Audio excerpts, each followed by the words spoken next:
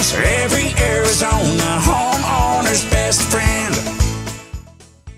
And if a homeowner is concerned about the age of their equipment, maybe be concerned about some of the things we brought up earlier, how do you go about analyzing equipment replacement? You just look at a serial number and say, oh, that's a brand X 4-ton, order up a 4-ton, let's go? Well, no, I mean, the right way to do air conditioning is you have to size it to the home. And to be honest with you, it's becoming quite a bit more sophisticated. When we did this refrigerant change at the beginning of the year, so what happens with air conditioning units is they have what's called the degradation factor. So they're rated to put out so much air conditioning at 95 degrees, right? So you have a 4-ton air conditioning, it's supposed to deliver 48,000 BTUs of cooling. Well, when it's 115, 120 out, it delivers you 30,000 BTUs of cooling. BTU, just the measurement of energy, which is measurement of cooling.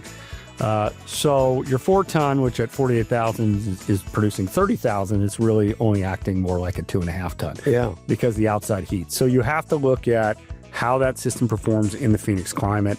These new systems, it's wild. I see different manufacturers where some of them degrade really poorly, meaning that you get a 5-ton that performs like a 2.5 when it's 115. We have other systems that we're seeing 3 tons put out more cooling capacity than a 5-ton. We have one line that we're doing that we have a lot of inventory of. We will never sell a homeowner a 5-ton unit because the 4-ton unit puts out substantially more cooling than a 5-ton would. So you have to size it to the home, what the home needs, size it to the airflow, and then you've got to look at things like the degradation factor and what the extended ratings are to do things correctly. I can tell you most air conditioning comfort advisors, or whatever they're called, it's, hey, you've got a XYZ box, let's give you a new XYZ box. And there really isn't a lot of analysis put into it.